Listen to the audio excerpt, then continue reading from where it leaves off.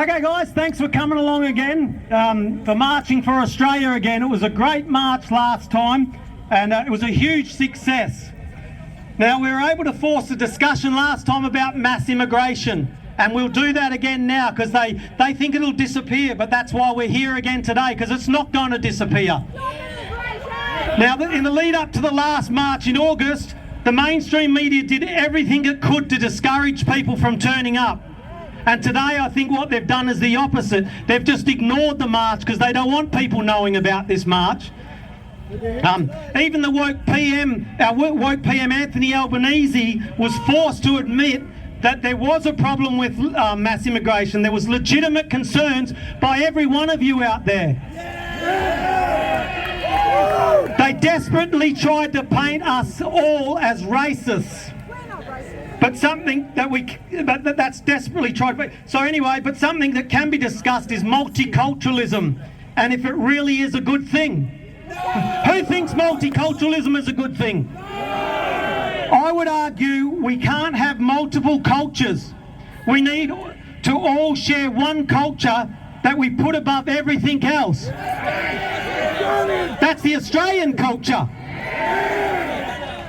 I consider an Australian to be someone who wants the best for this country and our fellow citizens. An Australian is someone who wants to live in peace and prosperity and wants our kids to have the same for many generations. An Australian is someone who will always put Australia first, not all these other countries, not marching for Palestine. Being an Australian is something that is not based on skin colour. Being an Australian is about shared lives, values, culture, unity on this island continent. And when you become an Australian, you need to adopt the existing values, our culture and our identity, and put them above everything else. You can have your freedom of religion, but not if your religion does not allow other people the freedom of their religion. We've seen that when they've tried to persecute Christians in this country, while at the same time allowing all other religions and boosting them up and allowing them to do whatever they want. You can have free speech, but you also must accept hearing things that you don't like, and you're never allowed to be violent. But some cultures don't see things that way. Some cultures are about their own cultural supremacy. And this is where multiculturalism becomes a problem. It has turned into tolerating things that shouldn't be tolerated. I'm very comfortable with Australia being multiracial, multi-ethnic society. I love that people from all over the world contribute to this country in constructive ways. Migrants just need to assimilate. They came here to be Australians, not to be representatives of their country of origin. You can carry on your traditions as long as they are compatible with agreed upon Australian values. Migrants who take the citizenship test are asked questions that make this clear. If your tradition and culture is to treat women as possessions, you can't carry on that way. If your tradition is to mutilate the genitals of your infant, that's not okay here. If your culture includes structural racism like a caste system, we don't want that here. If carrying on with those sorts of things is more important to people than being in Australia, they shouldn't have come here in the first place. But people from other countries that want to live here and assimilate are not the problem. The problem is the number of people being let in and the lack of scrutiny in the people who are let into this country. There is no longer a focus and insistence on assimilation of migrants. It did not used to be this way in this country.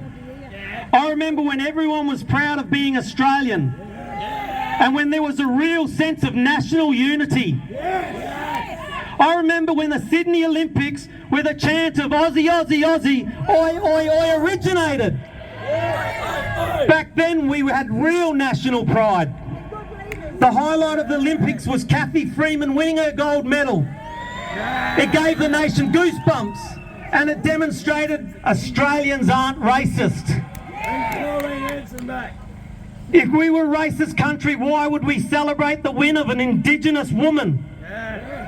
Kathy's win was all about hope for an Australia where we were unified as one nation. So how did we get here? Why is carrying an Aussie flag and chanting Aussie, Aussie, Aussie not okay? Why are we allowing mass migration at a time when the housing crisis, we don't have enough hospitals, we have overflowing roads, we have a medical system that can't cope, we have ambulance ramping up all day?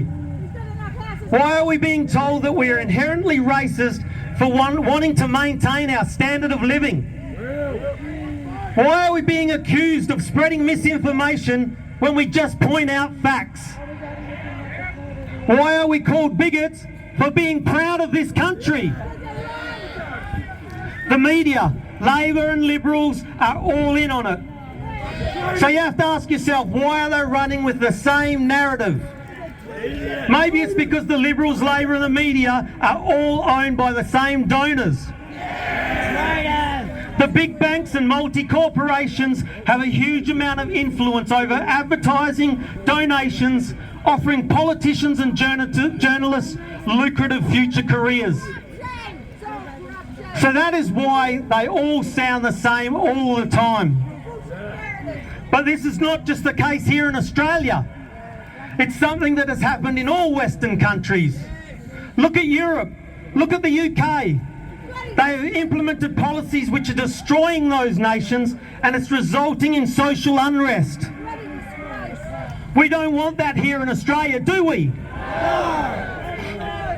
But that is where we are heading as well. The UK Prime Minister, the two-tier Kia, wants to make digital IDs mandatory.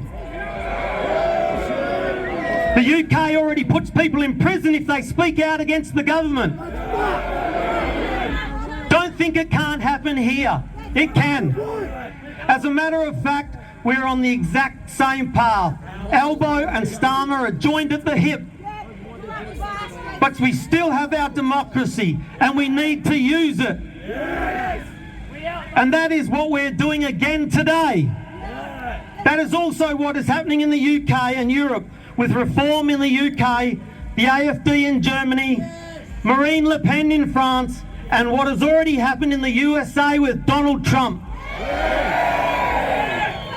People in the Western world are starting to wake up. If you are here today, you are already awake. And now we need to wake up our fellow citizens. To quote from John Farnham, you're the voice. Make it clear. Our nation is under attack. Mass migration and not requiring assimilation from everyone is a threat to every Australian, regardless of background. If we focus on what divides us, we will never be united as one country. Diversity is not our strength, unity is our strength. If we're not united, it will lead to unrest and maybe even violence.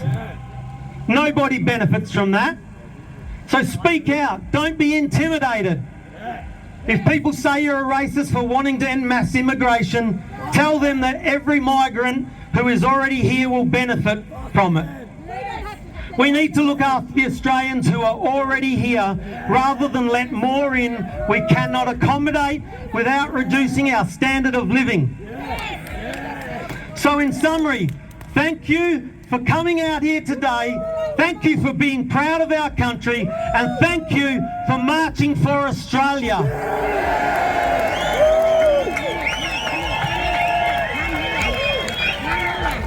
Now I'll finish off by saying you've seen what's been happening around this country, you've seen the numbers of the One Nation Party growing, you've seen Pauline Hanson has never ever moved away or shied away from being targeted for speaking up for you, the people of this country. The same way Pauline Hanson hasn't stood back. We've got our Senator Tyrone Whitten here, who was elected in the last election as a Senator for Western Australia and One Nation. He's here today. to support all of you the same way I and my other colleagues who have been elected in this state under One Nation banner. We won't hold back to stand strong in unification to speak out the things that we should be speaking out for you, the people of Western Australia. Now, I want to just tell you one little quick thing that's going on in Parliament at the moment, just to give you an example of what our governments do. We've got surrogacy going in through the Parliament today, where they want to allow now, rather than just heterosexual couples who are infertile, can't have children, they want to make it for same-sex couples, transgender single people, all these people being given the right to be able to have a baby through surrogacy. It's just disgusting, it's terrible. They want to change the rules so that it's not a 25-year-old woman that's had a baby before that's able to be a surrogate mother. They want to allow 18-year-old high school girls to be surrogate mothers and give away that baby. That's the sort of decisions that are going through these parliaments under Labor governments. It's a shame that they think an 18-year-old girl could do that. It's terrible. Those are the things we are fighting for as One Nation. We have a voice and are not afraid to speak up and say that transgender people should not be having surrogate children. That biological sex is a fact. So anyway, thank you again for coming out in this weather. It's turned out to actually be not a bad day, and I love seeing the pride out there today. And the beautiful flags, let's just keep waving them continuously every day, every week. And God bless you all and thank you for coming. Cheers. Huge, big round of applause for Rod Caddies, One Nation.